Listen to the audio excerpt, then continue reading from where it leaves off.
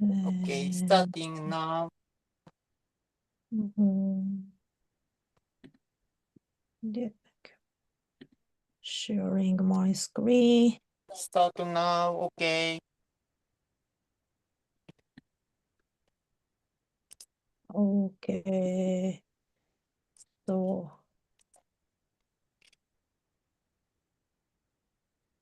eh, how many people join?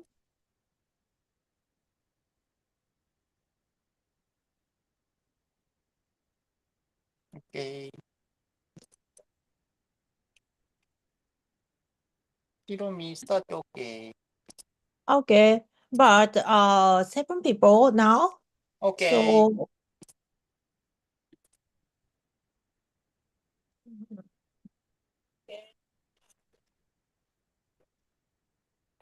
So, oh.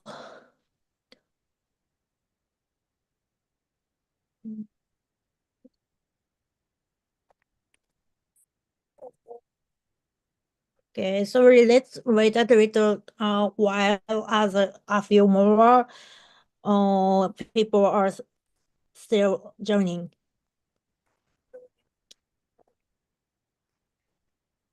Mm-hmm. Yes, how many people? 7 people. Yes. Mhm.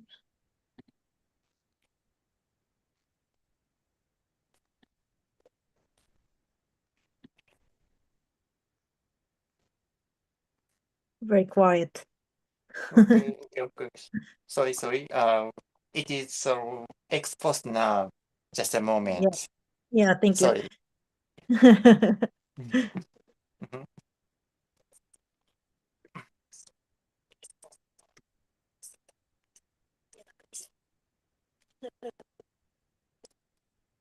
Okay. Hi. Hi, Linda. Please mute now. Hello. Hello. Hello.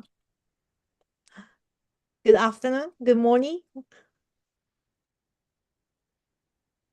Wrong camera. Good afternoon, actually. So it's 2 p.m. for me. Oh, nice. Nice. Nice No, time. correct camera. Mhm. Thank you. Thank you, coming. You. Thank you for the invitation. I'm so much looking forward. Yes, yes. Really, truly. So, Thank you for the just, invitation. I'm so much looking forward. oh, well,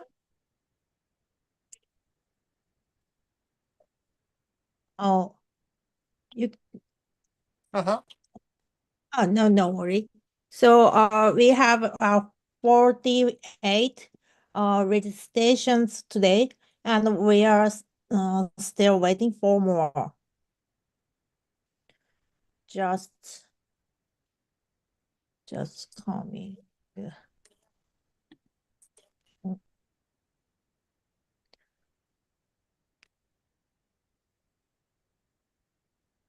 Or, Okay.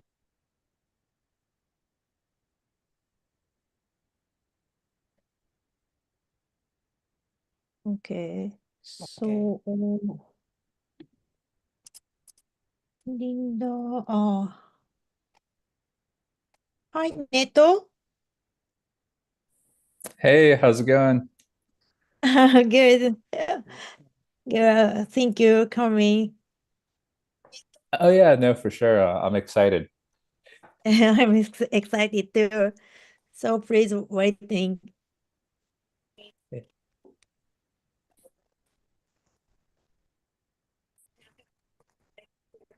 And oh,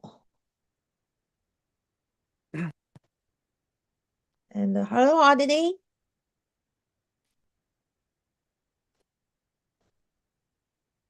Hello. Hello. Hello. Nice to meet Yeah, you. Thank you so much. thank you too for the invite. Yeah, thank you. Thank you.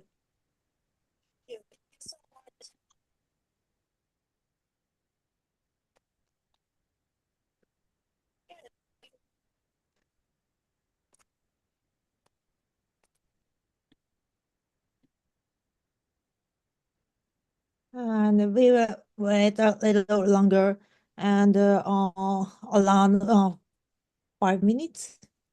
5 minutes? Yes. Did it 5 minutes? 5 minutes. Okay. Yeah. Because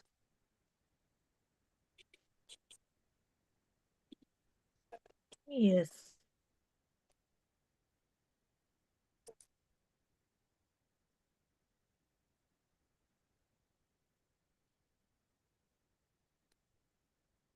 No. Hmm.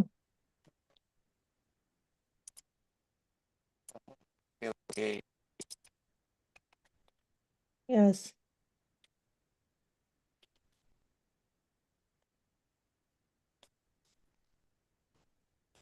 I think we don't have enough people joining.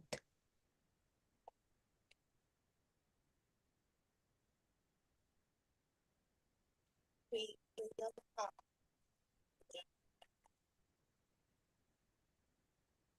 Hmm. So, oh. So Great. Yeah, stay down, stay down. stay down. Yeah.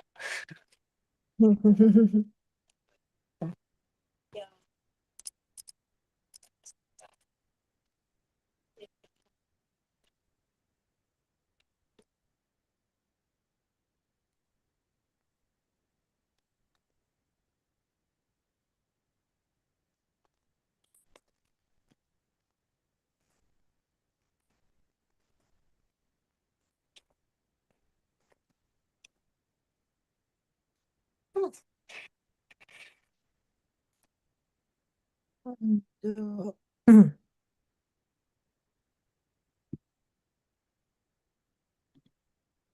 oh, Mhm.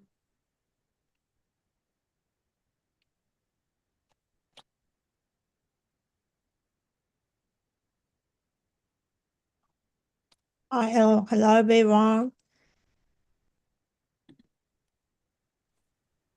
Hello, Hiromi. Oh, please waiting.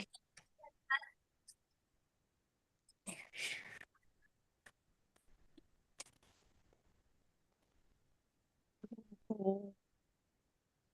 Has Farah joined? Farah? Not yet.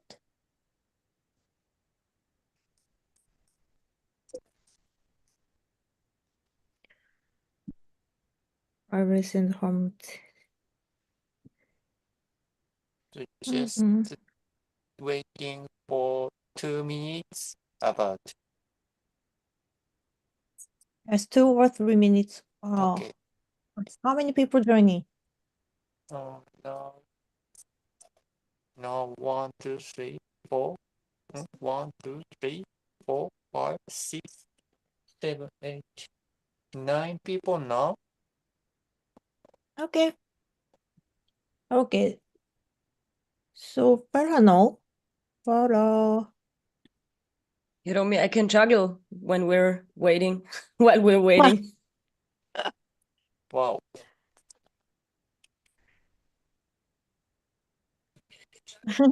Nice juggling. Wow. Whoa, so good. Wow. Nice juggling. Really? You're a performer, good performer. I have to look for the fourth ball, so I have no idea where the fourth ball is, but probably later. During the break, there's more. Nice, nice. Good ice break. Thank you so thank you, Herb. Nice. So I don't have juggling pet bottle. Next time we'll see us, I will bring some for you. Yes. Next time I want to show the price. Very nice. Oh, hold on.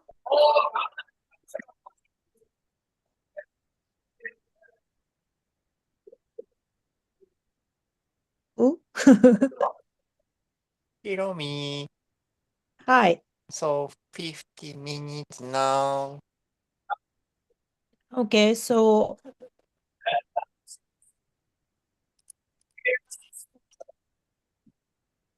I will send a follow-up message. Okay. Hello. Okay.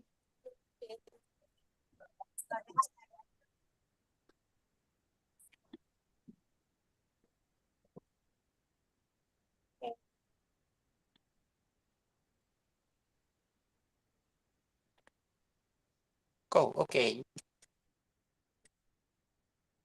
Sorry to keep you waiting. Mhm. Hi.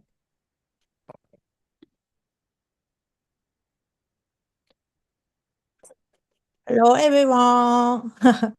Good morning. Good evening. Welcome to AWS Global Community Gathering. This is our fourth meetup, four-time meetup. So, a quick intro about us, this community. Yes. Right. Okay. Right. So let's start with the opening talk. Once again, thank you so much for being here today.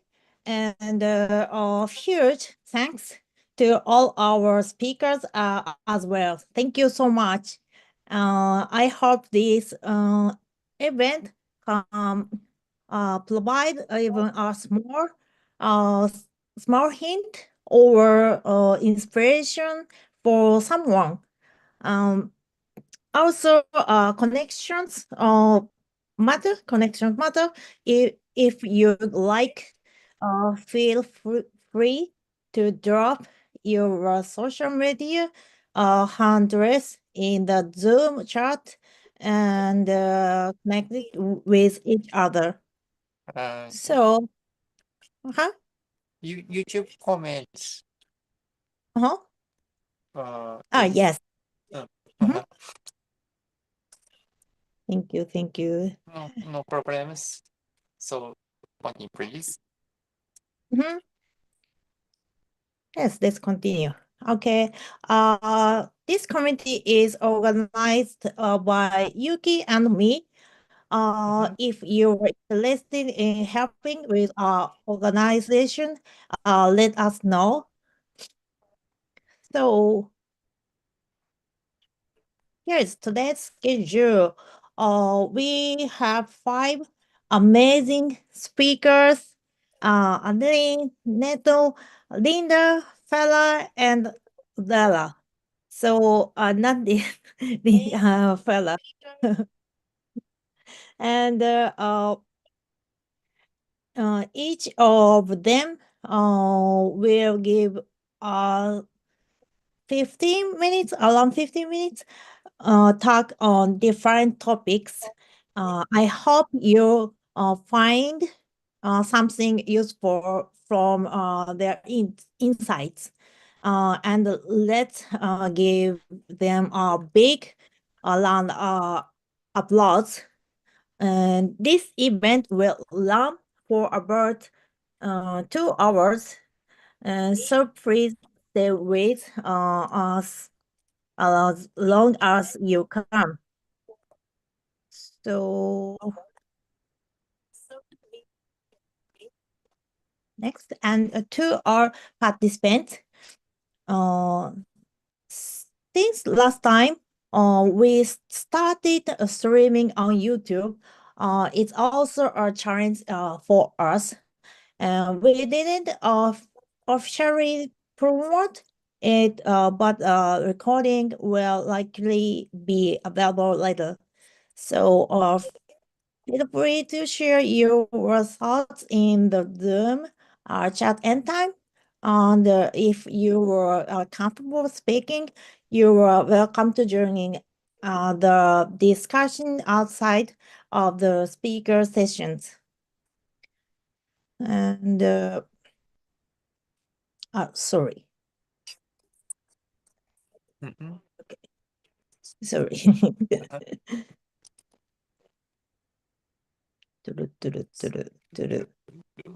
Uh-huh. Okay.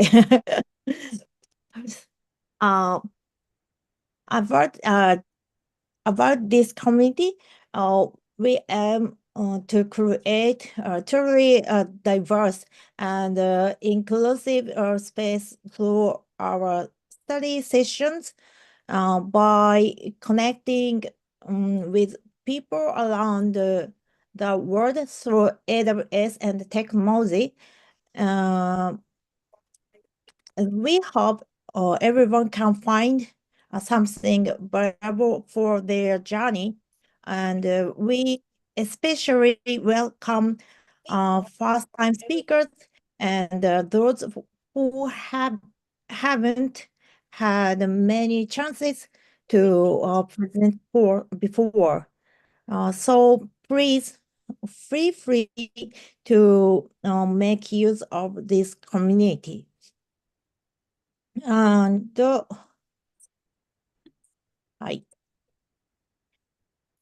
we also have a Discord channel. If you are interested, please join us. This community is still new, and we are figuring things out as we go. But we are excited to grow together with all of you.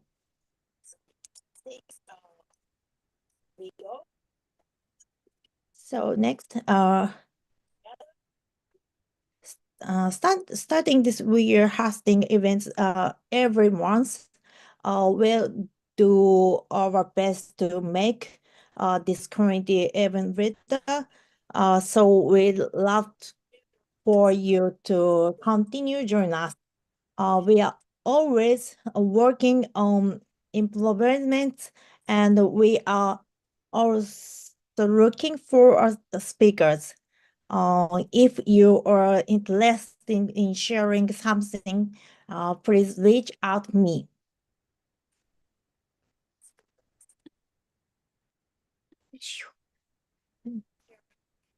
Thanks all for being part of this community. Thank you. So, all right. Let's get started with our first session. Okay. Adeline, are you ready? Yes, I'm ready. Can you hear me?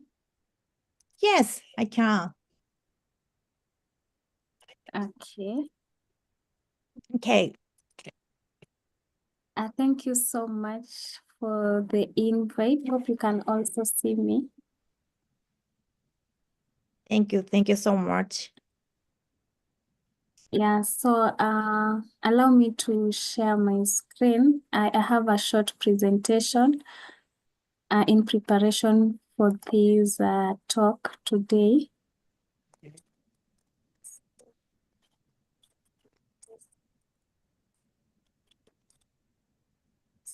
Okay, confirm my screen is up. Just a moment. Just a moment. Okay. Hope you can see Perfect. the screen. Okay. Awesome. Yeah, so I'm Adeline Makoha. I'm a software quality engineer in Kenya, Nairobi, a city called Nairobi. And I work for a telco company called Safaricom PLC.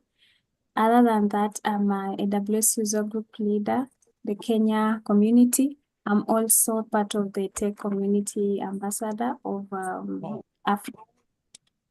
Yeah, so my background about tech and how I came along to enter into to get more knowledge on AWS. So first I did my undergrad at a university here in Kenya, and I was so passionate about technology.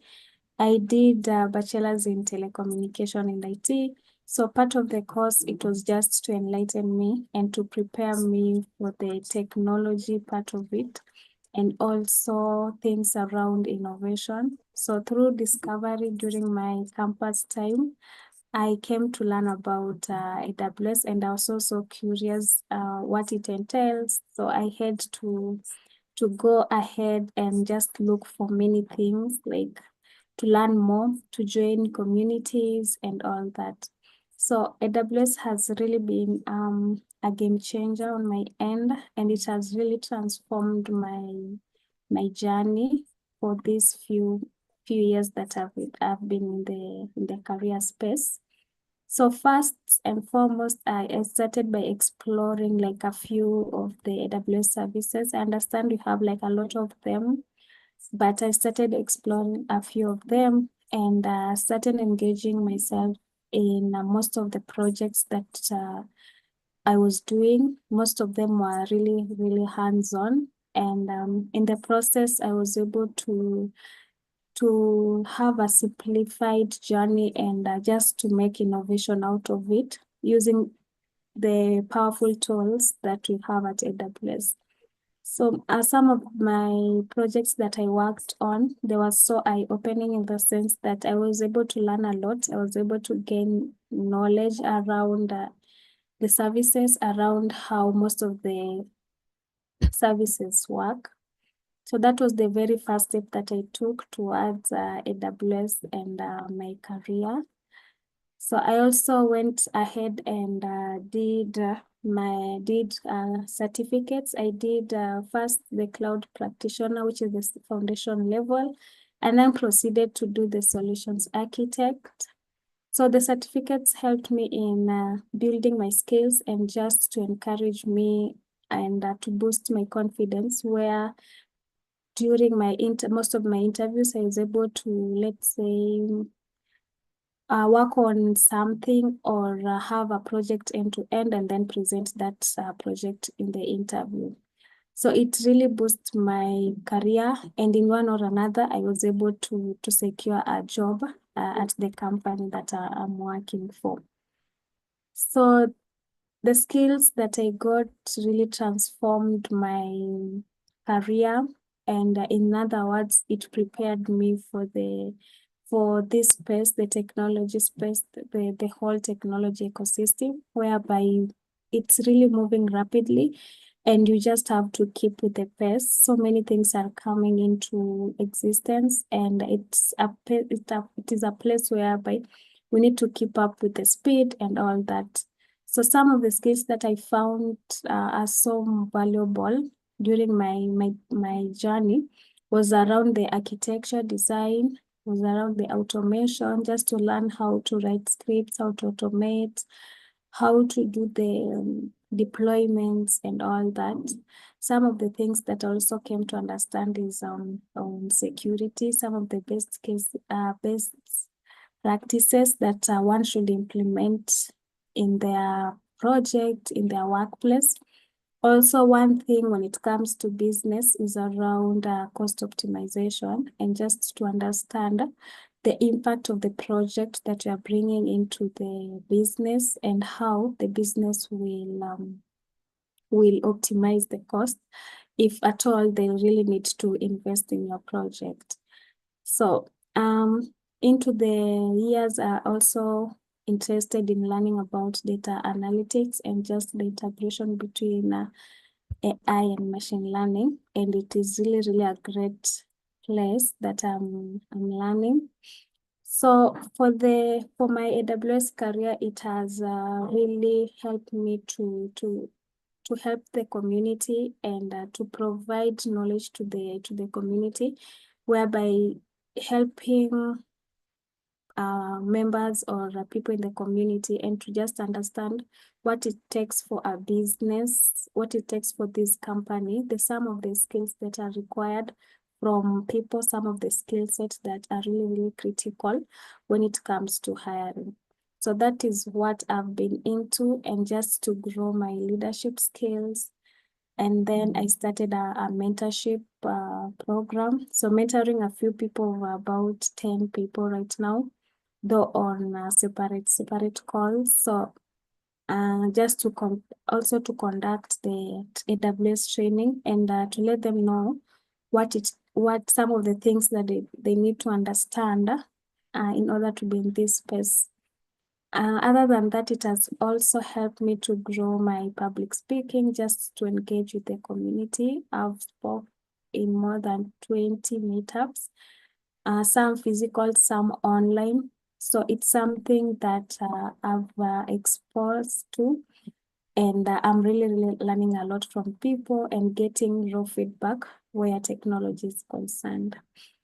Yeah, so the challenges that I might say I might face during this journey is cloud technology. It's a bit huge, and it really needs one to be patient, one to be just intentional with what they want to do. Most of the people are stuck or at being at the career level, the very entry level. They don't know which path they should take. And for you to specialize in one area, you need really to understand your passion. You need to understand most of the things and what it takes for you to be, let's say, to be a solutions architect or to be a cloud engineer. Yeah, so the space is really moving, and one has to really keep learning every day. So just to embrace the culture of learning, also to balance the certificates that I'm doing, the project and the community work. At some time it might be overwhelmed, but just trying to manage my time and also to prioritize some of these things. Yeah, so the lesson that I've learned all along is about continuous learning, about consistency when it comes to the tech space, and just to adapt some of the key things in this area. Yeah, so looking forward, the advice I could give to anyone who is interested to grow in this path, the career path, definitely you have to do the certificates. At some point in time, you have to build real projects. This is the hands-on projects just to increase your experience in one or another. At some point in time, also you need to join a tech community. So for the tech community, it's really impacted my journey, whereby I got to learn more from people, more from experts from the industry, and just to share knowledge and all that. Yeah. And also to share knowledge through blogs, through talks that that may impact other people, helping people with let's say with working on their project, embracing the long learning, always like continuous learning every now and then, now that technology is really moving fast. Yeah, so beyond technology, it has really boosted my confidence, I can say.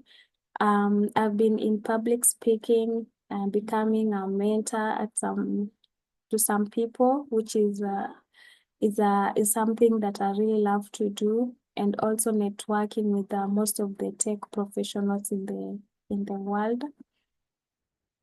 Yeah, so my key takeaways were that AWS is not just a technology, but it's also a career enabler. And once you want to be in this space, definitely you have to take what it takes, to the initiative that it takes for you to collaborate, for you to work with others, let's say in the community, in the project, so that you can be strong in the career. Also to stay curious and learn more. Yes, and also for knowledge sharing, just to accelerate the career growth. Yeah, so I think that that's it from me. I'll just pause at this point and back to you.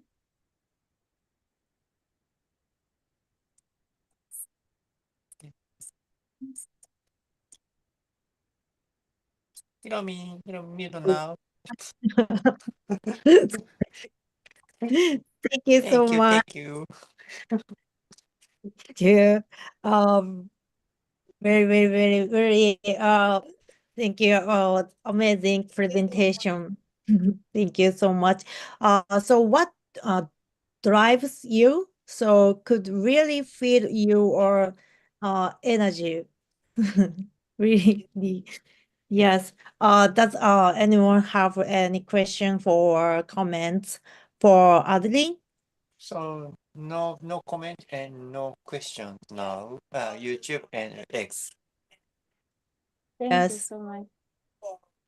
Thank you. Thank you. Thank you. Okay. Oh, next.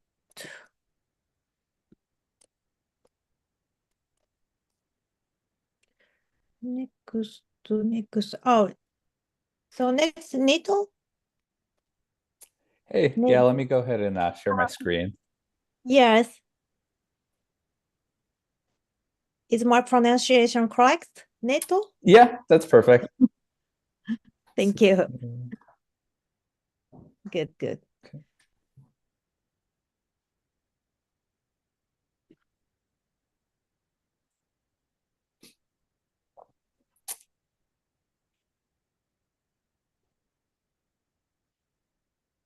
Give me a quick second. Okay.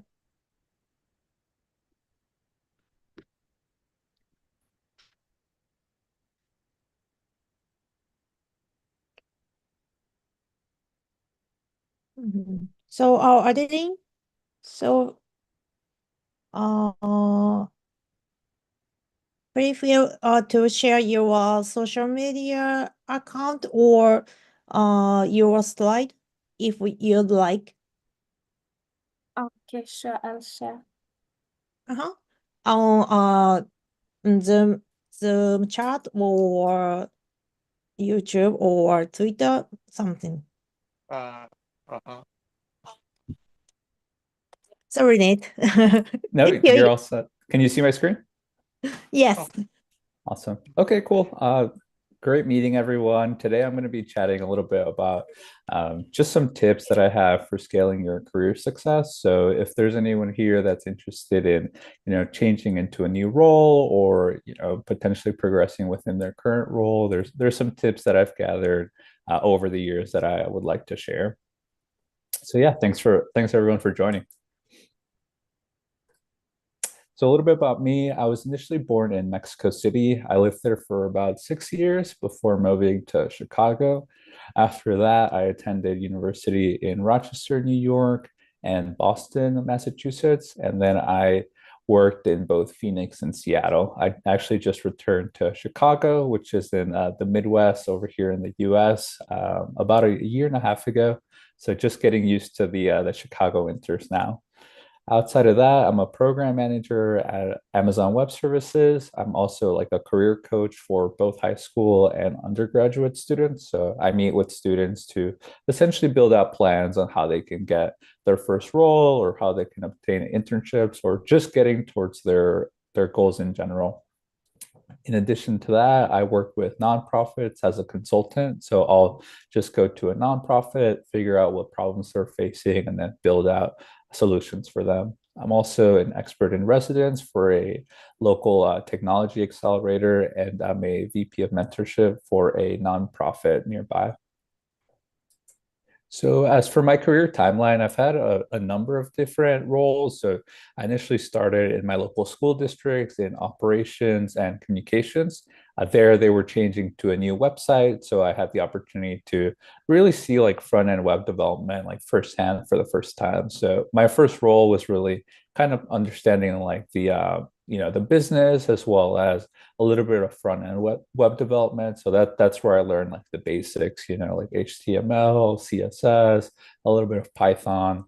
After that, I worked at a cybersecurity tech company within revenue operations, GE, and then Axon. So for those that don't know, Axon is a law enforcement tech company. So if you ever see, a body camera footage on TV, for example, they're the company behind that technology. So they work with evidence in the cloud. They invented the taser, AI transcription, drones, AR, VR.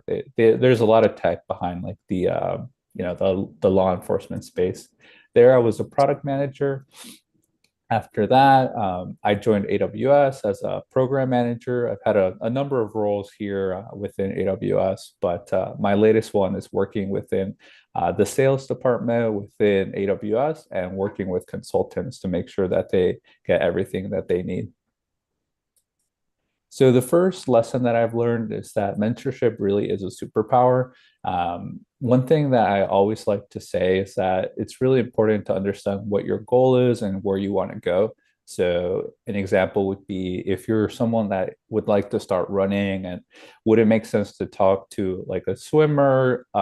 Would it make sense to talk to a boxer? Would it make sense to talk to a developer?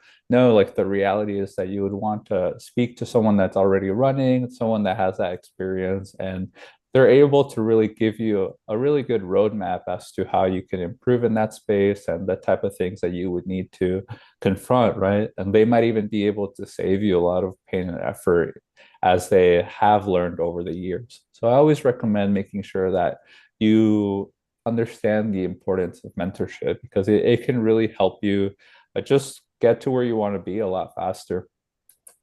And with that in mind, you want to just ask, right? Like I think I really love this meme of, excuse me, will you be my mentor? Because sometimes it really is that easy. I'll often, go to like a local college to do a workshop or speak to university students, and they don't know where to start when it comes to mentorship. But I think the same is true with a lot of like professionals, right? Like you're going through your daily habits. You have your work, you come home, you maybe you spend time with your family, and then you're thinking like, how can I get a mentor? But you don't know how. And my recommendation would be just to ask. I think oftentimes we are surprised by how much other people are willing to help us along our journey. The second lesson that I wanted to chat about is just picking a simple resume template and moving on. I recently did something on LinkedIn where I posted and said, hey, I'm looking to help a few people that are looking for jobs. Is anyone interested in chatting? Or I can also provide resume feedback or look at your plan or how you're approaching the career process. And essentially 10 out of 10 people that I spoke to, they all wanted resume feedback. And to me, one thing that I realized is that a lot of people that are looking for jobs right now, they're trying to focus and optimize their resume more and more. But I think when you think about your resume, is that it's just the opening door, right, for getting into like an application or to getting into like an interview. The reality is that the more time you spend on your actual resume, the less value that you're going to get over time. So if you're spending hours and hours, optimizing your resume, that's time that could actually be used in places where your return on your investment would be actually much higher. So my recommendation is to just pick a simple resume template and move on. I think if you get some feedback from colleagues or friends or even great people like this AWS online meetup, right? Like get some feedback, improve on it, and then start doing other things. So this is kind of like just like a basic resume template. And I only show the top for on purpose because I just want to show that, hey, there's different types of resumes, and it's really up to you and where you are in your career progression and what kind of role you're trying to take on. But ultimately, like just make sure that you optimize it as best you can, as fast as possible, and then move on to something different. The third lesson that I wanted to share is just, your resume is just a start. One thing that I like to show people is that there's a lot of different focus areas when it comes to actually looking at your career and thinking about how you can get ready for your next role, or even applying to new roles, right, within your company. So the first one would be mock interviews. So it's really important to actually practice this aspect of the interview process.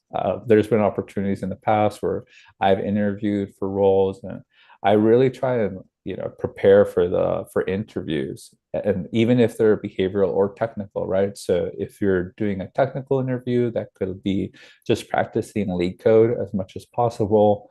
You're practicing with a whiteboard, having a friend there ask you questions, and then actually use like a physical whiteboard to explain the answer and show them what's possible.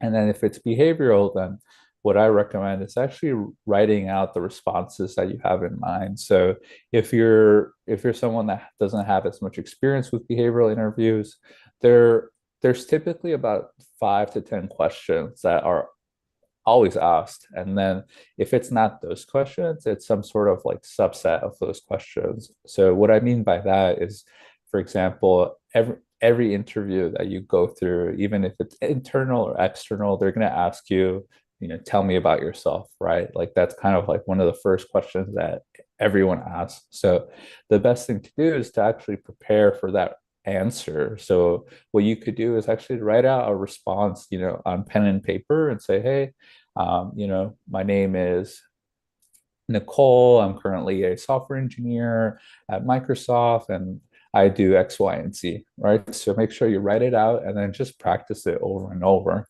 The reason being is that not so much to memorize it, but that you just get comfortable, responding to that question. And you also get comfortable with just the aspect of the interview process. Oftentimes what I find is that it's often the nerves that are really what sets people back. So yeah, just practice and do mock interviews. The second aspect is networking. So it's really important to, just to network both within your local area as well as globally. So joining meetups like this, or going to your local meetup, or going to talks at like a local tech company, like things like that are really helpful. And then the third one is for specifically for university students. So if you're part of a university, like for example, there's a Loyola University near me, and you can go ahead and attend, club meetups. So any club that you're interested, whether it's entrepreneurship, technology, Girls Who Code is another like really popular club here. Go ahead and just join and attend. Like you don't have to become someone that's on like the executive board. Like just by being there, you're supporting them, and I think that's really important. Another aspect is career fairs. So oftentimes there will be regional career fairs where different companies will come together, and then they'll actually talk about the different roles that they have at their company, and they'll send recruiters there. So I always recommend making sure that you attend events like that so that you can meet people face to face. And the other important aspect is making sure that you're prepared. So if there's an event where a local company is joining, or maybe it's a global company that you're interested in, make sure that you know what you're looking for and have specific things in mind so that when you talk to them, you stand out. So that way it's not just a, hey, my name is, and then that's it. Like you want to make sure that you leave a lasting impression and really just build that relationship. And then the fifth part that I think is actually one of the most important now is building out a portfolio. So if it's something that you can do, like for example, you have a problem that you have in mind. So something that I've done in the past is, hey, how much do I spend on subscriptions, for example, right? And then how much do I spend on food, and how does that change over time throughout the year? So then what you could do is get some data on that and then actually analyze it, using Python or Excel or really any tool. The real important part is making sure that you understand the problem, you talk about how you solve it, and then describe the solution or actually show the solution. And you could do that like blog format, or maybe in your own website or something like that. But yeah, I think portfolio is really important because if a hiring manager is looking to bring you on board, they want to make sure that you're able to do the job. And if you're able to actually show your code via GitHub or some other platform, that's going to be a leg up, because then the manager would know, hey, like this person is trying to solve problems. They know how to solve problems, and then they also know the different technologies. And then I can actually have one of my engineers look at the code. The other aspect is go outside and meet people. So, like I mentioned before, it's really important to network. You can go to your local university. You could do a LinkedIn message, a meetup, or an AWS user group. With LinkedIn, I often get the question of how do I reach out? I honestly just recommend like saying, hey, my name is Nicole. I'm currently a software engineer. Describe like your background, and then just say, would you be open to chatting, or would you be open to connecting? I would steer clear from really just sending out a lot of paragraphs, because I've seen that done before too, where I'll get a message and it's just like paragraphs and paragraphs describing, what they're doing, their past, what they're hoping to do next. And oftentimes that's taking a lot of time and effort to just go through. So I just recommend doing something simple, connecting with them and building that relationship.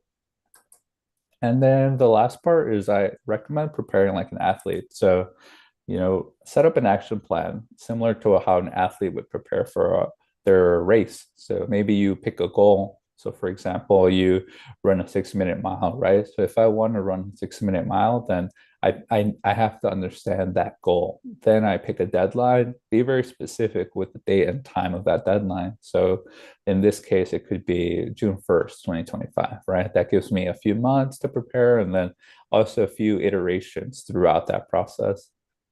Then write out a training schedule. So what is my plan throughout the week? Maybe Monday, Tuesday, Wednesday, I do long runs, and then Thursday, Friday, Saturday, I do sprints. And then think about a wellness plan, right? Like how are you taking care of yourself throughout that process?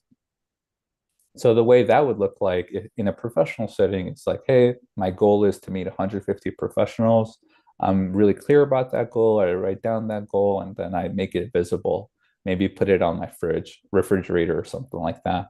Then I pick a deadline, June 1st, 2025. You write out your plan and your training schedule. So maybe Monday, Tuesday, Wednesday, I'm on LinkedIn, messaging people, commenting, networking, and then Friday through Saturday, I'm not going to actual meetups, right?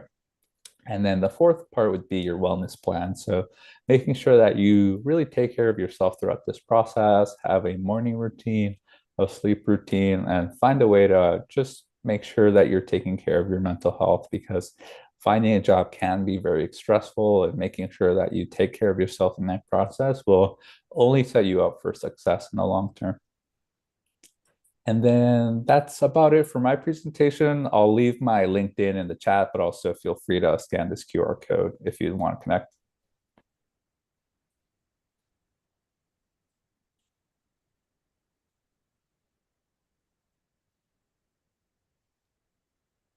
Thank you. Thank you, Nick. So Yeah, actually, thank you. thank you. So actually, I still often struggle with my career, and I think this might be the first time I've heard a presentation like yours. And the very last, it felt similar.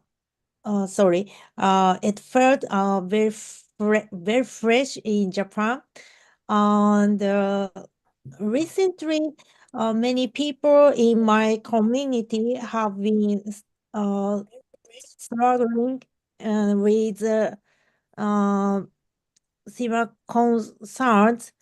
So I thought your talk could be a great hint for them. Yes, and I think I will become an athlete too. Okay, awesome. Yeah, I appreciate that. Thank you so much.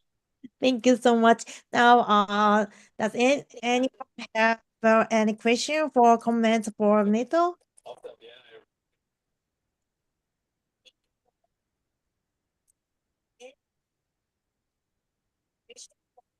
Nothing?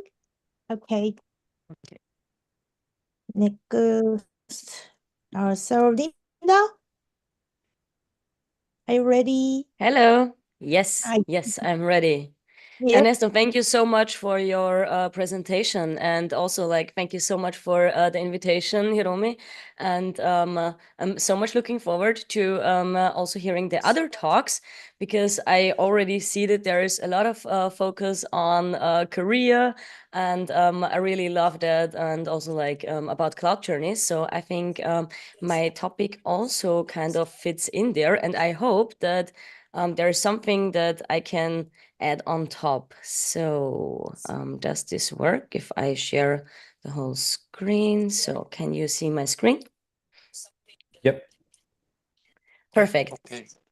Great. So I'm starting with the connection slide. So if you want to connect on LinkedIn, please feel free to scan this QR code, but it comes again at the end. So if you can't manage to scan it now, don't worry. So as already mentioned, so today my topic will also be about my cloud journey. A little bit about how I progressed through my career, but with like a little bit of a focus of how this all changed with being like more in touch with the AWS community. So before we jump into the topic, I would like you, like everybody also online or here in the Zoom call, please join the Slido survey, so that I can ask some questions throughout the presentation. And I will try to at least keep the last question open. So for everybody who is watching this recording, feel free to try out the QR code, and I will leave it open as long as I can, so that you can also join and add some of your answers. So let's start. My name is Linda Mohammed. Everybody who is wondering, I am from Austria. Yes, you saw the flag, but my name probably doesn't shout Austria. So my father is from Egypt. That's why my name is Linda Mohammed. I always like to mention that because I got a bunch of questions. The people asked me if I'm married to some Egyptian man or whatever. No, my father is Egyptian. So just to clear up things. I am working as an AI and cloud consultant. I have a background in software development, and now for the past 5, 6, 7 years already, I am specializing in cloud technologies and also AI and machine learning already before generative AI came. So I'm doing a lot of voluntary stuff. So first of all, this is like an Austrian organization, the Internet Stiftung. It's called like the Net Idea Foundation, and we are supporting the internet in Austria. So kind of the growth of the internet, being like from a technology perspective, or to democratize technology more so that more people can use and leverage the internet for themselves. And we're giving away 1 million euros a year for open source projects. I'm super happy to being in this funding advisory board. I am also the chairwoman of the Förderverein of the AWS Community Dach. We are organizing the AWS Community Day in Munich, and we're also doing a lot of other things to supporting different communities, heroes, and community builders. I'm also user group leader of the Vienna user group. And also we are starting a new user group now in March, which is the women's user group in Vienna, because we have like role models in Germany, speaking about Sana and Maya, who started the women's user group Munich and women's user group Berlin. And so now this year we're celebrating the 10-year anniversary of the user group Vienna. And for this anniversary, we thought, why not starting a new user group? Last but not least, or not actually the last topic, but I'm also volunteering for women in AI. So we're doing a lot of AI projects and speaking engagements and a lot of events together. And yes, now last but not least, I'm also an AWS hero in the category of community heroes. Some facts about me. I call myself a prototype developer because I get bored really quickly, even though I have a background in Java Enterprise development. So still now just doing prototypes. I think I can learn anything as far as I can ask someone. So we already heard that asking questions is really a great way of learning things. And I think as soon as I have people to ask questions, I can learn anything, and I have like way more confidence to do things. I also consider myself as a process nerd. From all of the coding and stuff that I'm doing, I'm really trying to focusing on processes to really improve not only from a code perspective, but also improving processes and thinking about agile agile methodologies and an iterative way of working, kind of. So let's jump into the first question. You can now, again, if you didn't scan already, let me also join the quiz. So if you should see the question, let me see. Yes. Okay, so for everybody who is in the call, oh, we get some responses. So what is your experience level with AWS? I could have put numbers there, but it's also interesting how people just would say their experience level is without adding a lot of bias of how many years that would be. We have intermediate and advanced. Do we have any beginners here? Yes, a beginner. Nice. So I will try to focus on different things on also how you can get started as a beginner, because thinking back, yeah, so I already did a technical school before I started out as a software developer. So I already had like a little bit of a background from a technology perspective before I started out with cloud technologies. So let's jump. Oh, we have more beginners. Nice. Great. So you can still answer the question. I can see it in the backend dashboard. So now let's have a look at my professional and also like my educational journey. So for all beginners out there, I would recommend everyone to following like kind of a two-sided approach of always learning something, like the theoretical background of something, and still working on doing things. So I don't think that it's enough to just learn something and, I don't know, going through white papers and I don't know, watching videos, whatever, but you also have to get your hands dirty and try some things and really build some things in order to really get started and to get some knowledge. So when I had my first job, it was in 2013. So there's a picture of me at Drei. It's a telecommunications company. So I started like working in the cellar and upgrading notebooks, laptops, and servers and stuff. So really like upgrading the disk spaces and whatever. So really technical and like really hands-on.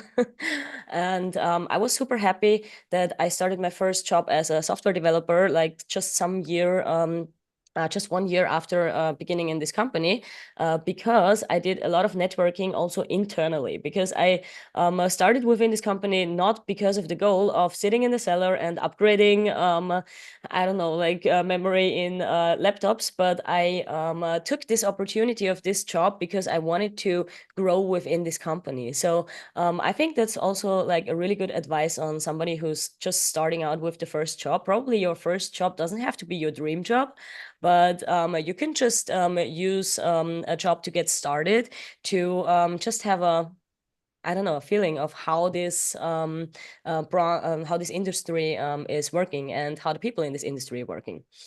So then in 2017, I built my first Alexa skill without knowing that Lambda that I had to use at this point was serverless. So at this time in Austria, nobody was talking about serverless. So it was something really new for me. Once I got to know this later, because I didn't really check on what is the technology behind, because I had like 1 day, because we regularly got 1 day from our company we could just work on some experimental things that we wanted to try. And I wanted to try to build an Alexa skill for our smart home product that I was like owning as a product owner. So that was like my first touch point with cloud technologies, but it wasn't like a lot that we used back then because we were really like not even working in a really DevOps kind of way, but we were having like our development team and our operations team. And every now and then when there was like a finished package of like a new iteration, then we just had like a process of starting with I don't know, like submitting a change request and all of those things. Yeah, so I don't want to go deeper into this topic. I will ask also the question of what excites you the most about cloud technology. So probably already think about that, because at this time, what excited me the most about cloud technologies was not to having any dependencies. Because as a developer in an enterprise environment, like I just had like so many dependencies of so many different teams that I wouldn't even have thought of that I have dependencies to. And this was such a game changer when, first of all, we started with the agile trainings in the company where I worked, and we tried to change all of our processes to being more like customer oriented. And besides that, I also studied business informatics, and I graduated in 2018. And then I kind of really started my cloud journey of really building things like, first of all, chatbots and stuff, to trying to experiment with managed services and kind of SaaS applications in the cloud, and kind of ready to use machine learning models that I didn't have to train at this point. And yeah, when I started really building on AWS 2019, a lot of things changed for me, because then I actually started to also getting involved into the AWS community. So what this meant for me was in 2019, like just after I built my first project with, or like just after I tried things with AWS, I finished my first serverless project. And also I had my first cloud cost adventure, I would call it, because I was like, yeah, SQS is really amazing. So I was like trying to use like a lot of different services where I didn't really have a clue on what was going on in the background, even though I learned it, but I just didn't have a look at what was happening. And I was just like experimenting and trying around. And then I saw that, yes, there are like a lot of things that you still have to learn. Also, if you're already in the industry for quite some years, but the cloud is kind of different as an on-premises data center would be. And also the processes and everything are different, because you can do so much more with just a click of a button, and you can like build so many great things, but you can also destroy a lot of things like super easily. And yeah, that was like my first adventure. But AWS was super nice. I got a lot of discount, and I didn't have to pay like my whole bill because they were like yeah, super nice to me, and didn't bill the whole problem that I created, kind of. So then I had my first technical talk at We Are Developers. So you can see this at the bottom right corner, where I was speaking about leveraging cloud technologies for training a machine learning model. So back then it was my first machine learning project after finishing my first serverless project. And I just tried to like experiment with using my own data. Here, the third picture from the left side, you can see how my machine learning model performed. So it could see recognize a lot of like balls, like my juggling props, balls, clubs, and rings. And it was really amazing, like to generating test data for your system, like for your service that you're developing. And this is kind of also your hobby, because then actually juggling became kind of testing my machine learning model. And with trying this like on a like kind of practical example, at least for me, probably there's there are some jugglers out there who could relate that this would be like a great way on, I don't know, expanding your training skills if you really know how good you can juggle, for example, because I built in like a lot of different things on that it could be like a training aid for jugglers. Yeah, so then more things changed with COVID coming up, because this was like in the middle of the pandemic, and I wanted to start out with doing more talks and stuff. And this was already a virtual talk because the pandemic kind of hit hard in Europe, and we had like a lot of lockdowns and stuff, so we couldn't really go out. So that's why we started to doing like virtual meetups online with Zoom, for example. And this was really amazing, but it was also kind of challenging because we got Zoom bombed, and there were like some trolls in our in our call. So this was not that funny, but it was really fun to being together with the whole global community and having those online events like we have it now. So I'm kind of looking back to this pandemic time where we were like all of the time like online on Zoom and exchanging on stuff. So then I became an AWS community builder, and I presented at the AWS Summit in Berlin when COVID was already over, like the pandemic was over. And when we came together at the AWS Summit in Berlin, the whole DACH community, we decided to found the Förderverein of the AWS Community DACH, which is the association that we're using now to organize our community day. And then that was kind of one of the greatest things since I joined the community was becoming an AWS hero. So why am I telling you that? And actually, like, how can you get started on that? Because I see that I'm already a little bit over time. How much time is left? Just to. So I'm trying to jump through the things. So I already spoiled that I'm going to ask you a question of what excites you most about cloud technology.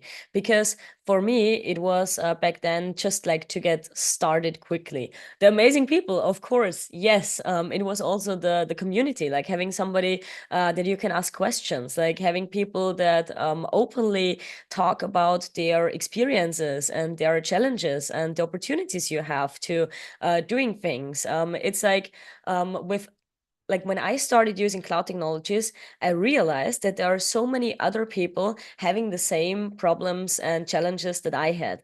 Because before that, it was like every single problem I faced being like a software developer in an enterprise company was like such a specific problem that nobody else had the same problem.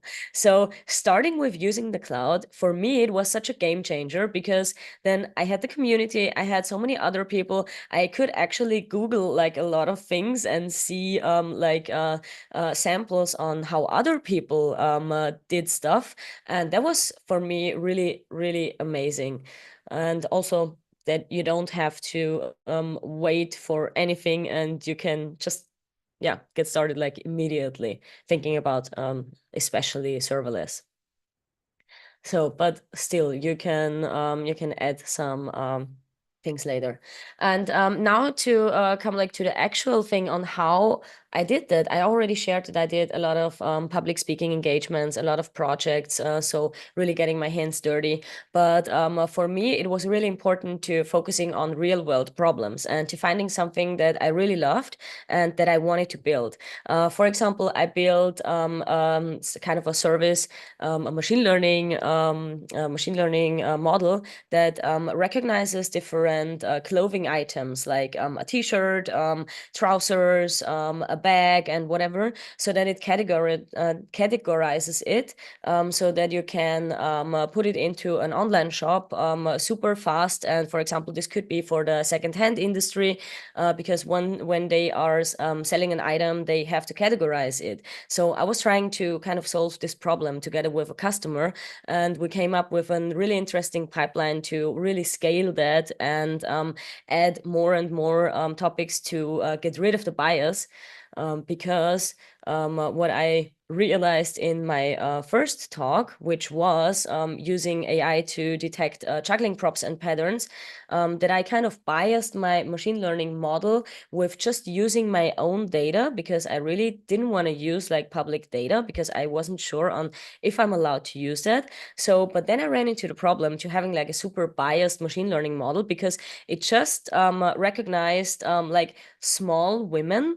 And when there was like a tall woman, it was like, not sure if she's juggling.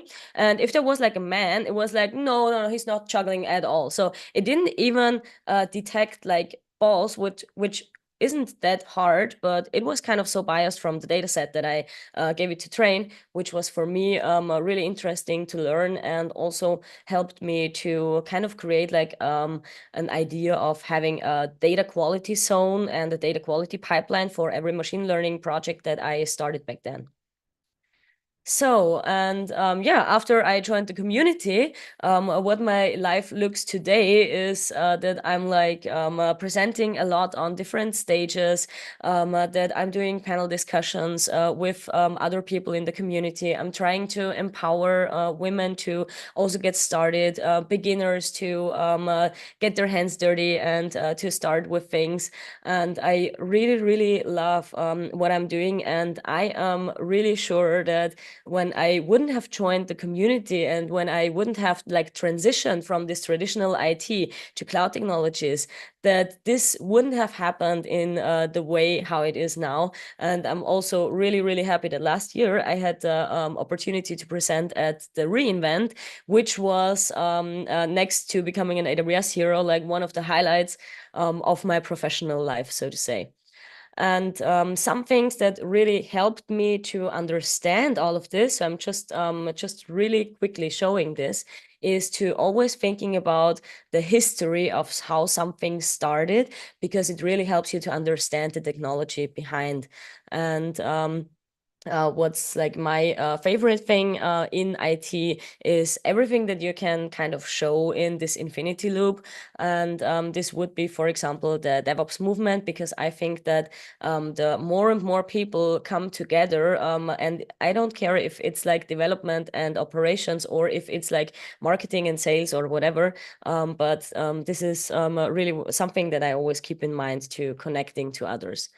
And yeah, so I'm keeping the last question open, but thank you so much. And sorry that I'm over time, but happy to also take your questions and happy to connect with all of you. Thank you.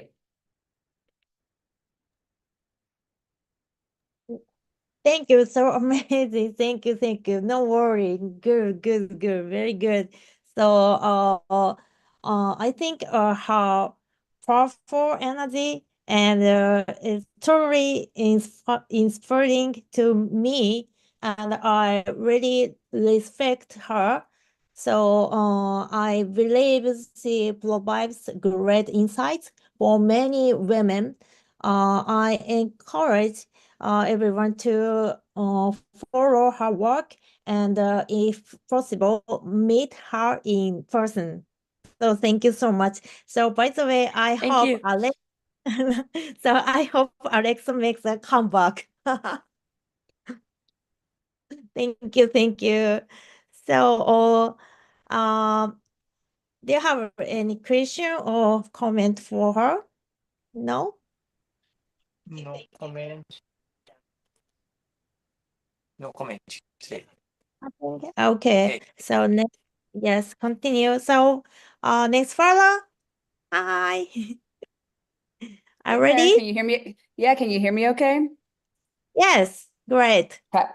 All right, sorry, I'm not at my home. I'm actually traveling right now with my son. But super excited to be here. I will go ahead. I think, I'm going to be on the same trajectory as everybody else. So I'm going to be talking about, how I've unlocked my cloud career success. So let me see if I can share my screen.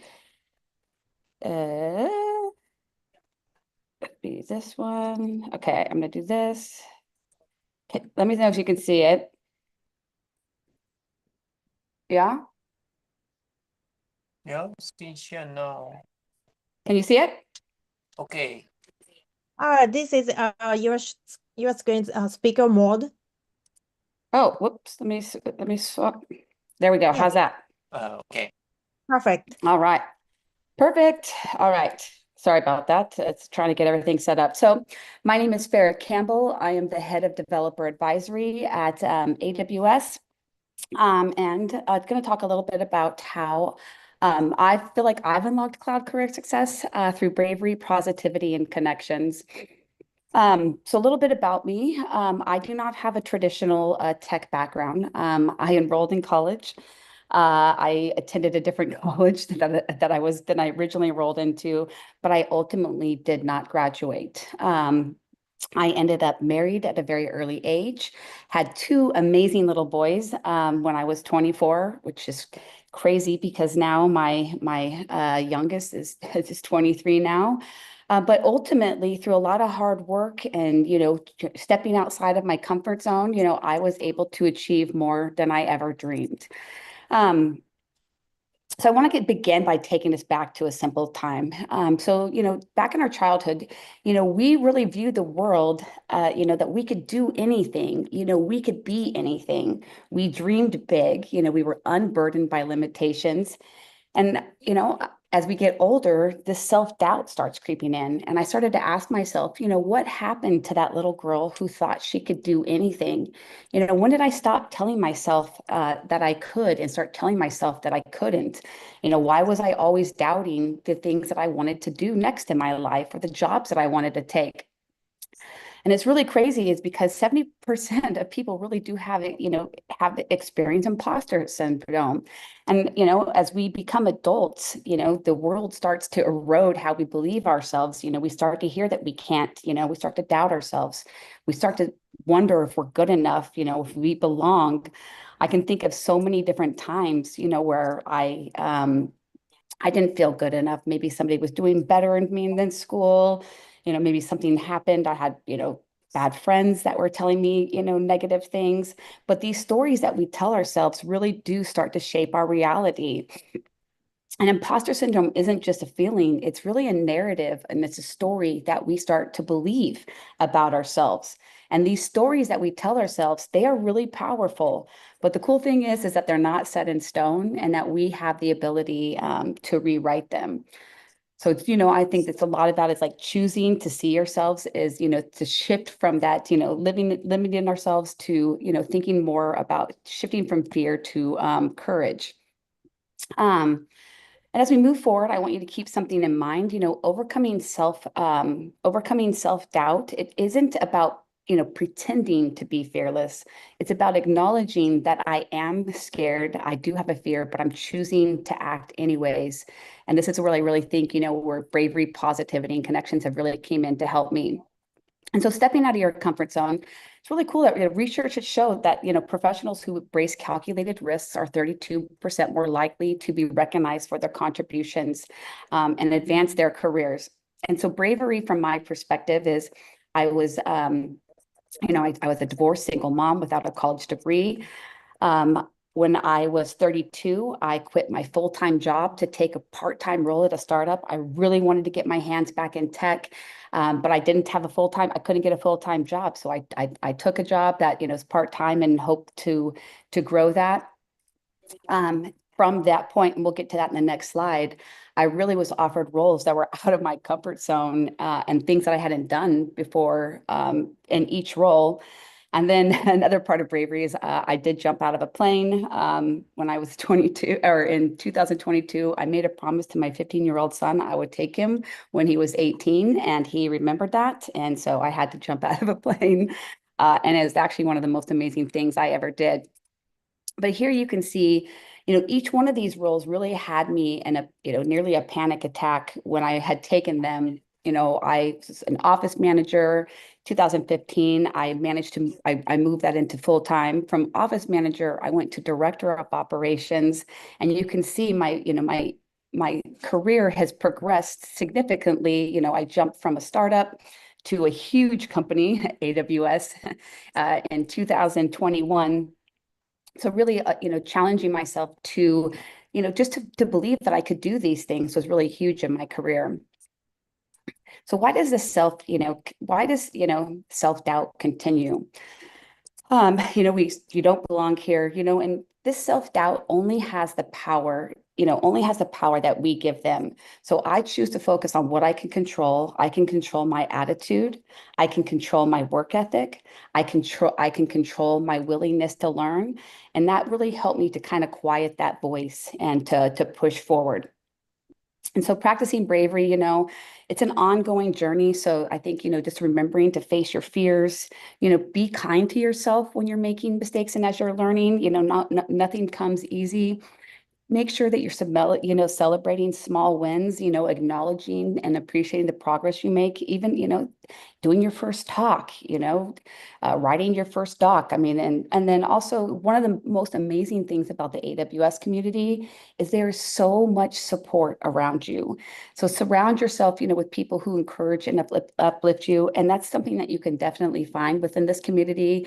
I've said this for a very long time. The AWS community really did change my life for the better. And that is a lot of people, helping me to learn, offering me speaking sessions, setting up, meetups like this to where we can, connect globally. And also just remember challenges are an opportunity for growth. So and embrace them instead of thinking that every single thing that you are working through, all of these obstacles can end up leading into very valuable lessons. In thinking about a growth mindset, growth mindset is the belief that your abilities can be developed through dedication and hard work, and I really do believe that I am proof of that. It's about recognizing that every failure, every mistake, every setback, it's an opportunity to learn and grow. And it's about being kind to yourself, not being willing to give up, learning from feedback that you're getting, from others and finding inspiration in others. And for just 1 second, I'd just like everybody just to kind of think back to a time in your own career or your life where you faced a challenge or an obstacle. And what did you do? Is there something that you wish you would have done differently? And I know that there's, many times in my life where I faced that. And now harnessing positivity and resilience. I think this is crazy important. Positivity is a choice. I can choose to wake up and be positive about a situation. Early on in my career, some people were saying I was getting projects that nobody else wanted. I took every single one of those as an opportunity to learn. And you really are going to need that in cloud computing because, things are always changing. There's always something new to learn. So being able to bounce back really can help determine your long-term success. And the other thing I think is really important is positivity breeds positivity, and it can really inspire others around you. Think about when you're standing near somebody that's smiling, it's kind of hard to keep a frown on your face when, others are smiling and laughing. And I think it's important too, also to remember positivity isn't about denying reality. It's about choosing the most empowering response. And so I can, see a long line and think, oh, I do not want to wait in this long line. Or I could choose to think, man, this place must be really, really good. And I'm glad that we're here because there's a lot of people here today. And I think another thing that one of the statements Maya Angelou, she states is, people will forget what you said, people will forget what you did, but people will never forget how you made them feel. And I think this is really, really true. When people are kind and uplifting around you, those are the people that you're going to want to typically be around. I'll be honest, like Hiromi is one of my favorite people to be. I've never seen her upset. She's always smiling. And that's what I remember about her. And I think people have talked about this too, before is, the power of connections. So success is not a solo journey. And so how many people here in this room have, gotten their jobs that are filled through networking? Every single one of my jobs since I started in tech that's like 12 years ago now, has been through connections that I've made at previous roles or out in the community. So networking isn't just about, collecting, business cards, it's about, building relationships that are, meaningful and, strong network can really help you to feel more trusted and to help you to feel like you can move forward. And so I think too, remembering when you're networking and out at events, that relationships should be transformational. They're not transactional. So it's not just a one-to-one exchange. Meaning relationships are really built on trust, mutual respect, a shared commitment to growth. They're not about something that you can get from somebody, but it's more about what can you give. It's about being there for each other in good times and bad, helping each other's, become the best versions of ourselves, providing opportunities, connecting others. And I think this is really important, and it's been really important in my career. So we all have a story, to tell ourselves, a narrative that shapes our actions and our decisions. Many of us, that story is filled with self-doubt and it's, hesitation. But what if we rewrote that story? What if we started telling ourselves a narrative of possibility, of strength, or I can? And I just remember like that positive self-talk, these stories that we tell ourselves are really, really powerful. So become aware of the negative thoughts, the internal dialogue that can undermine your confidence and self-belief. Shift that mindset from one of like scarcity, limitation, shift that to positivity, shift fear to courage. And when we do that, we can really change our lives, and we can also inspire others around us. This is also another one of my favorite quotes is the harder I work, the luckier I get. And it's a reminder that, we can't control everything around us, but I can control my attitude, my effort, and my actions. And when we do that consistently, opportunities just seem to appear as if by magic. Okay, so just gonna I put these all, I think I already repeated this slide, so I'm going to skip this one. So sorry about that. So I want to ask everybody here has the potential to make a difference, not just in your life, but in the lives of others. So I want to challenge you today, what were you going to do next? What brave step will you take? Maybe is there something that you've been wanting to do, a new skill you've wanted to learn? Is there something that you've wanted to connect with that you haven't done yet? Really let's try to take that step this week, because the impact of these small actions can really be, greater than you imagine. Here's my QR code to connect. I think connection is the foundation of all great things. It's the spark that ignites us creativity. It's the bond that strengthens us in times of difficulty. And it really can help us to drive forward. So please, let's connect. I love to learn and, grow with others. And then I'll say thank you.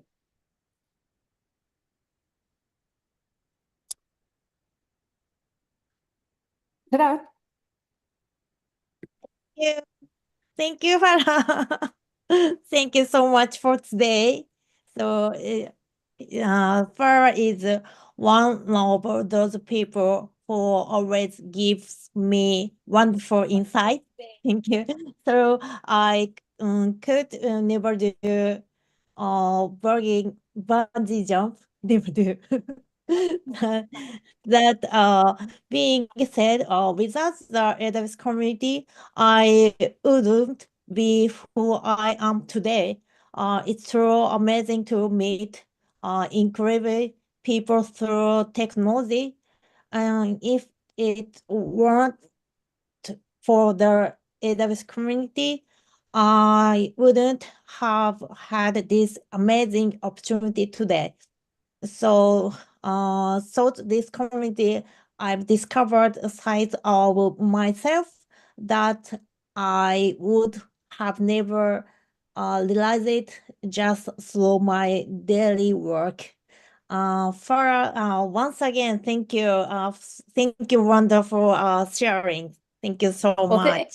Yeah, and thank you for putting this together and, connecting people globally. This is one of my favorite things about the community. In all honesty, I never had friends from all around the world before. I barely, I barely knew anybody that was international. And now I feel like, I know, this, if you think about the people in this room today, everybody's there's from all over. So it's really, really cool that you're bringing people together, Hiromi. So I really want to say thank you to you for continuing to do that work and for, allowing us these opportunities to make these connections. Thank you. Thank you. So the last, come back to Della. Yeah, There are ready? Yeah, I'm ready. Hmm? Let me share my Please. screen. Yes.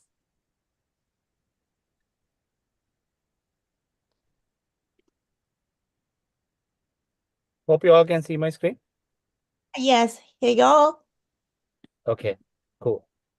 So good morning and good evening or good afternoon to everyone, right? So I'm joining from Sri Lanka. It's good, probably evening for me. So today, again, I'm going to speak about the amazing aspects of AWS, sharing my practical insights where I was able to work with AWS during the last 7 years. So a little bit about myself. I'm Udar Vijayaratna. It's very hard to pronounce my name, I know. But I'm a community builder and a community leader from Sri Lanka.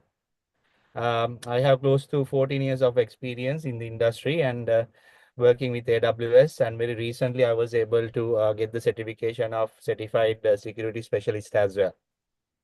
So that's about me. Let me jump in, right? Hope you all can hear me clearly. Clearly, yeah, all good. Okay, cool, super. So what I'm going to share today is basically the experience I gained on how the cloud transformation journey in my current project. So I know most of you are actively working with AWS. So when you're actively working with AWS, there are situations you are building application from scratch, or you are doing a cloud migration. Different experience are there, right? Isn't it? Yes. Okay. So when it comes to these transformation, there is always you have to think about, okay, technology wise, process wise, organization wise, and probably product wise as well. Again, going alongside that, so you need to think about the people, business, governance, security, and the operation aspect as well. So I know in your cloud journey, definitely you would have experienced these different categories, and it's really important to know in and out about these things. So once again, the fundamental capabilities, I'll first go through these things because these are important to know when you go through the next slides where I share my experience. So most of you probably working in AWS platform, right? Any data architects here or who data engineers in this forum right now? If yes, can you please put a thumbs up? No. Software engineers? Any software engineers? No. Okay, interesting. So different capabilities, different, let's say, scale, business, people, governance, and all these things work together to bring that application together, right? So why I really like AWS mainly because the services they have, right? If you go through the service categories right now, they have all different capabilities starting from a EC2 instance to spin up a very simple virtual machine, going towards AI ML models like the Bedrock, where you can do very, I would say, interesting AI related work. So all these categories and the capabilities actually working together when it comes to building a product. So my experience and everything I'm going to share you today in the next couple of slides is related to Velaris. So Velaris is actually a SaaS B2B customer data platform where it is solely focusing on customer success management. And it is 100% running in AWS. Yeah. So this was built from ground up, like zero coding, like starting with very zero level up to a product where we have close to now 100 customers running in, and it's fully running in AWS. Yeah. So that's the most interesting part. So now, when it comes to a SaaS platform, the first thing you need to think about is multi-tenancy. Anyone here heard about multi-tenancy before?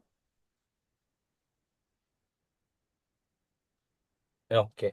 So multi-tenancy, yes, good. So the first, I would say the challenge we had when we were starting to build a platform like Velaris, how to handle multi-tenancy since it is a SaaS product. So to be honest, AWS providing so many different ways to achieve the multi-tenancy. So in my experience, it is one of the easiest thing to do, thinking about our product and the use case and the security and data requirements. Thinking of which approach or which model to select was very easy. That's my experience. Number one, I think the most important experience I gained from AWS, where they have a lot of theoretical and practical insights related to how to handle multi-tenancy. Yeah. Any questions up until now? No, I'll move on. Next one is actually about selecting a serverless architecture or a containerized architecture for our platform, Velaris. So yet again, AWS providing so many different approaches to microservices architecture. You can go ahead with ECS, right? You can go ahead with EKS. And if you want to fully focus on serverless, as in this particular slide, you can run your platform 100% serverless. So those capabilities actually helped us a lot as a SaaS business to scale from very, I would say, going from very ground level to a certain level or in a very stabilized level in the platform. That's another input I want to give you. That's my, like, how I was able to deliver or work with a team and provide a production ready application from ground up using AWS. Then last not the least, so I know most of the people are going towards serverless these days. If you think about serverless and like fully managed services provided by AWS, look at this diagram, or I would say small icons, right? Where you have so many services where you can use to develop a fully scaled 100% AWS used serverless platform. So in our context in Velaris, we have a combination of containers and serverless services as well, mainly Lambda services and probably Fargate there we are using as well. Step functions we are using, DynamoDB we are using, right? Even Bridge SQS, you name it, like most of, we are actually using Amplify as well, right? Most of the services here, actually we are using in production in our platform. So real good experience, and it helped us. The key thing here was the services and all of these capabilities helped us to develop a platform in a very fast manner, because we didn't want, like, we were not required to reinvent anything. Time to market was very fast with AWS. That is the one of the, like, the most critical and most, I would say, the best experience I gained with AWS when it comes to technical stuff. So before I wrap up, right, I know it was a short one, but I don't want to go in detail. So the three key takeaways from my session would be, right, number one, as I mentioned, AWS help you on time to market. With all the services they are providing, it's very easy to, like, build a production ready product and go to the market. And another key takeaway is that they provide this well architectured framework, right? So if you follow those best practices, you can very easily build a well architect application as well. And last not the least, you can keep improving your stack, because most of the time AWS providing new services, new capabilities, right? And we enjoy that a lot, right? If you think about something, oh, we need to do this on next quarter for our platform, then we dig more deep into AWS services where we can utilize to develop that particular service or the feature. You have it with them. So it's very easy. So always improving the stack, always improving and learning is one of the key things I take from AWS as well. Yeah, that's all from my end. And what I always tell, like in my slides, like, and the experience I have is like achieving a perfect architecture is always challenging. and you can focus on continuous improving your architecture. That will definitely help. And AWS is actually providing that capabilities to you, so you can always improve your architecture and improve your product. Thank you very much for the time and the opportunity given. So this is my LinkedIn and network, and there's a small video in the Cloud Architects notebook as well. Feel free to scan it, and feel free to keep in touch as well. Thank you very much. And once again, thank you very much for the opportunity. Thank you. Thank you, Dara. Thank you. So good. I think AWS has great collection of white paper and tutorials, and you can make it easy to run from various categories. And also, it's very important is well architect. So everybody you can try. Thank you. So do you have a question or comments for him?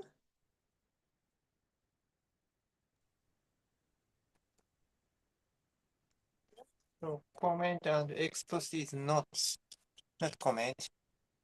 So please go to continue closing, okay? So so does anyone else have anything to share or any announcements? No.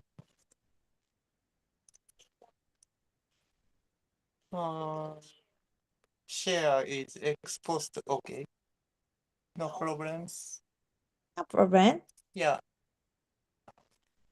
Okay. So URL is share on, okay. okay. So in Japan, there are big conference tomorrow. Tomorrow.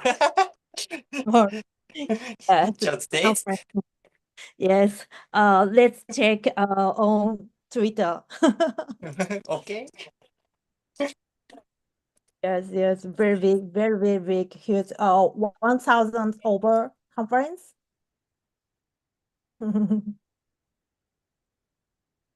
So hi, it's our topics.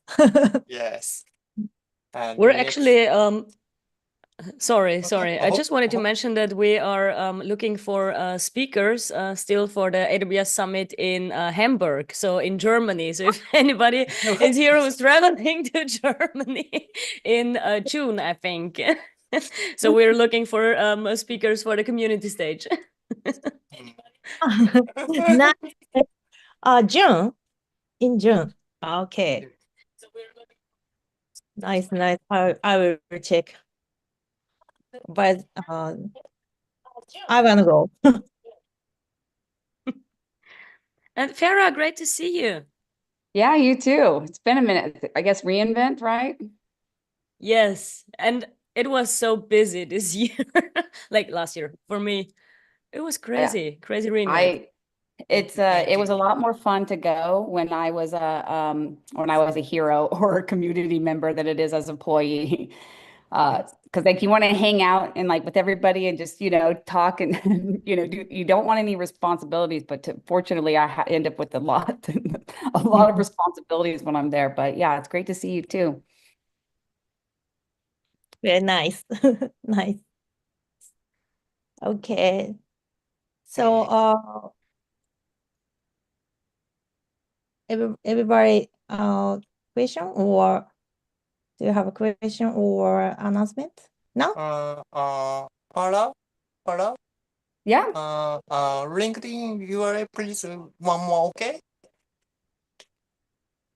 What'd you say? LinkedIn URL.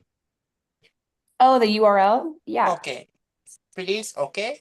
Yep, I'll do it again. Yep, 1 second. 1 second. There we go. Thank you, thank you. LinkedIn, social media account. Oh, my social media. Okay, one Yeah. second. Yeah, Okay, yeah. okay. Okay, okay. Thank you, thank you. Actually, if you pull up that slide, there's the QR code, but it's I'll drop them in here. Hmm? Let's see. Oh, nice. Very nice. There we go. Oh, great. Great. Thank you. Oh, thank you. You're welcome. And like, I love that Thank everybody's you. still calling it Twitter because I refuse to say the other thing. Mhm. It's always going to be Twitter to me. It will never be the other one letter that I'm not going to say. True, same for me. As I'm still so confused seeing it popping up somewhere. X very shortly. Very shortly. Yes. Yeah. Yes, I dislike. Thank you so much. So So much. okay, so really happy today. Uh I've been really excited for this day. Thank you so much to all the speakers for the incredible talks. I totally appreciate. So I feel totally full today. I received so much energy and inspiration. It it made me reflect on where I stand. I look forward to staying connected with all of you.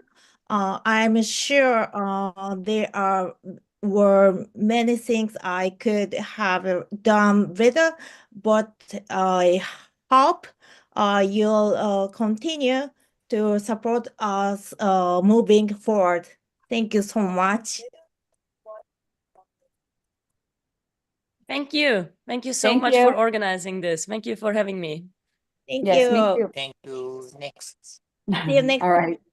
See you next. Bye. Bye. Bye.